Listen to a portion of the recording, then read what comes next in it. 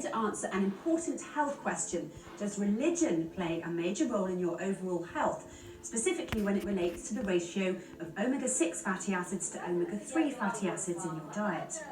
Let's take a look at some disturbing changes in health that have been taking place over the last 65 years or so.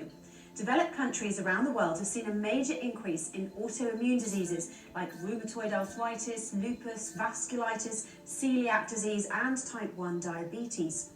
Research published in 2015 in the International Journal of Celiac Disease by Dr. Aaron Lerner at Israel's Technion Israel Institute of Technology suggests three major environmental factors are strongly suspected to drive these: infections, ecology and nutrition. Allergies have also been rising rapidly. 1 in 5 children are diagnosed with some type of allergic disease, including asthma, atopic dermatitis and allergic rhinitis, according to Professor Ines Asher from the University of Auckland in the 1998 edition of the Journal of Clinical and Experimental Allergy. In fact, allergies can now be deemed to have become an epidemic as they've increased so significantly. Professor Thomas Bieber at the Department of Dermatology and Allergy at the University of Bonn is considered to be one of the most famous dermatologists in Germany today. His paper, published in the New England Journal of Medicine in 2008, reveals 15 to 30% of children suffer from atopic dermatitis, a number that has tripled over the past 30 years. Dr. Valma Harjut-Salo at the Folkhälsan Research Centre in Finland stated in The Lancet in 2008 that type 1 diabetes has now become a serious problem affecting children at a much younger age than ever before, especially in Europe. Crohn's disease, ulcerative colitis and primary biliary cirrhosis, 3 different forms of irritable bowel disease, are also rising at an alarming rate.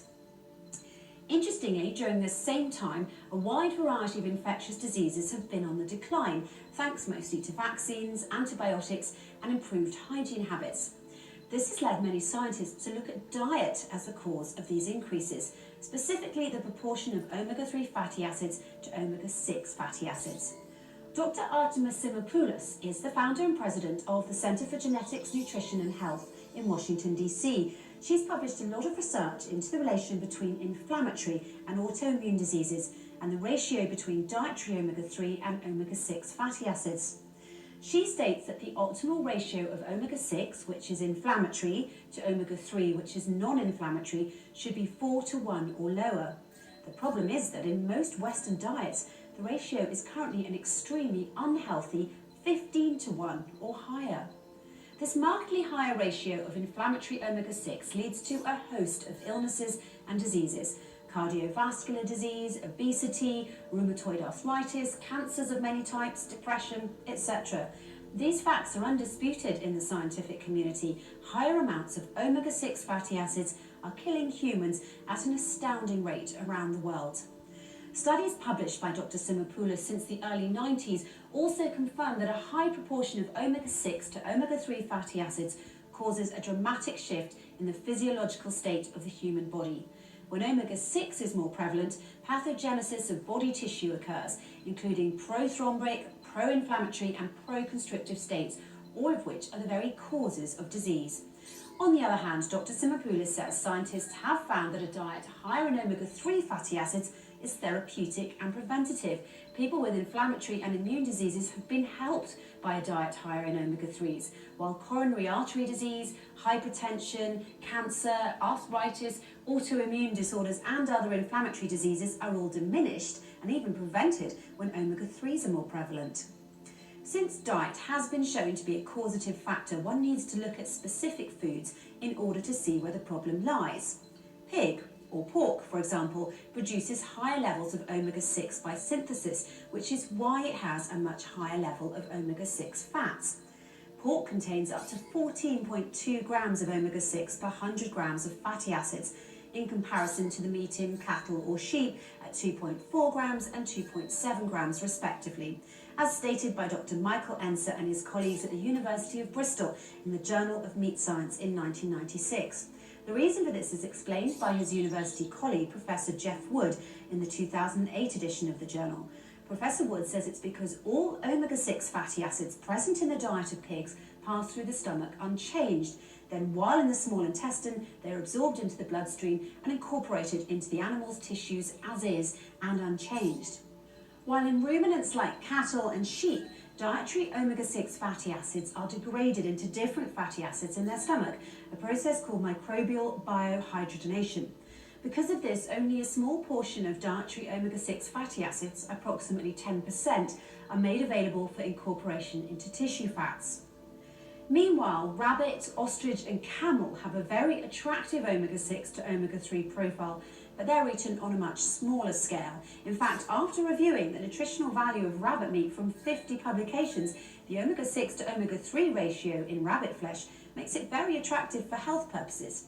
As stated in 2004 by Dr. Sylvie Coombs at Europe's top agricultural research institute and the world's #2 centre for the agricultural sciences, the INRA.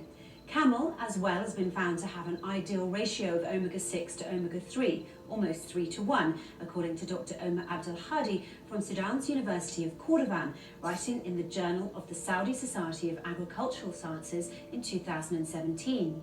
Ostrich meat also has a high level of omega-3 fatty acids. Research published in the Journal of Food and Nutrition Research in 2014 by Dr. Xavier Medina and Alicia Aguila at Spain's University of Catalonia reveals that more than 8% of the polyunsaturated fatty acids in ostrich are omega-3. Scientists like Dr. Kletos Mapier at Stellenbosch University in South Africa have also found that processed beef products which have had perirenal fat added to them could possibly be a better source of CLNA, that's conjugated linoleic acid, which has been shown to have anti-inflammatory, anti-carcinogenic and anti-obesity properties. In fact, in his study published in 2014 in the Journal of Animal Science and Biotechnology, Dr. Mapier found that when perirenal fat was added to regular beef hamburger meat, the fatty acid profile or ratio was improved, thus making it much healthier for human consumption. If we look at shellfish now, lobster, crab and crayfish, shrimps and mussels all have a very healthy and attractive omega-3 to omega-6 ratio. This has been demonstrated in a number of articles published by Dr. Sara Barrento at the University of Porto in Portugal and Swansea University in Wales, Dr. Magdalena Stanek at Poland's University of Technology and Life Sciences, and Dr. Sibel Denikabasi at Sinop University in Turkey.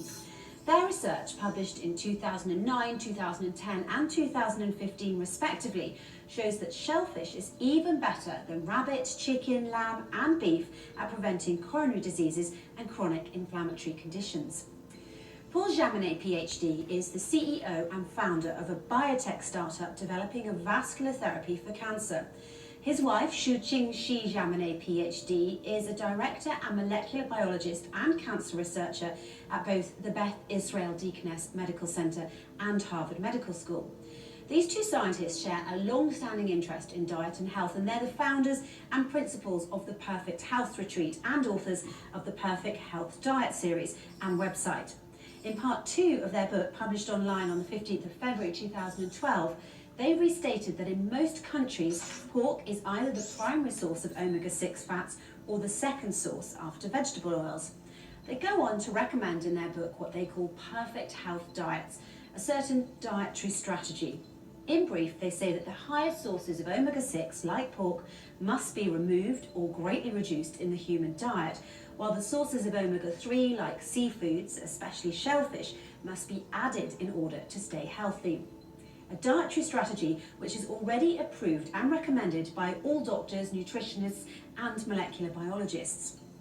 An updated dietary strategy which was put by the Holy Quran to all Muslims more than 1400 years ago and which Muslims are ordered to strictly follow.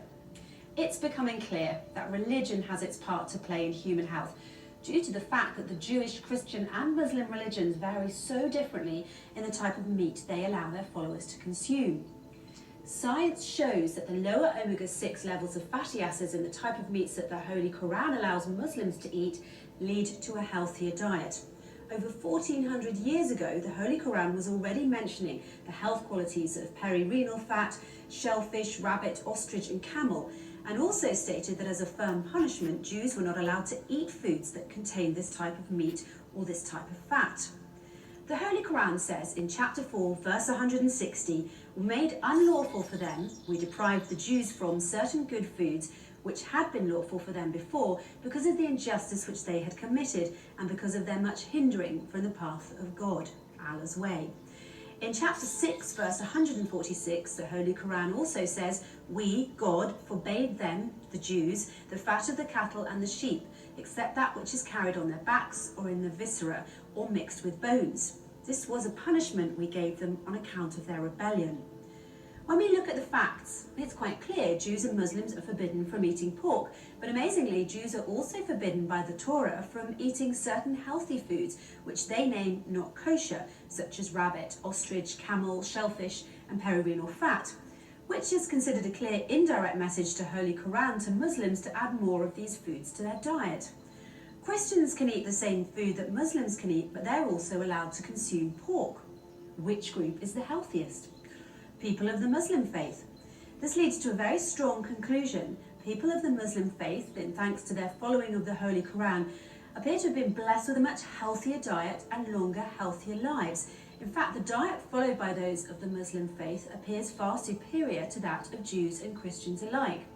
The reason is simple. The healthy human ratio of omega-3 to omega-6 fatty acids is a very tight window. If the balance is off, even by a small margin, disease and sickness result.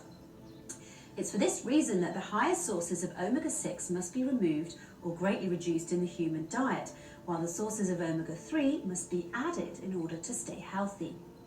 So it only makes sense that people of all religions move towards a diet that better reflects the diet in the Holy Quran, a superior, healthier human diet. Muslim countries simply don't suffer such a prevalence of autoimmune diseases or allergies. Be healthy. Eat like a Muslim.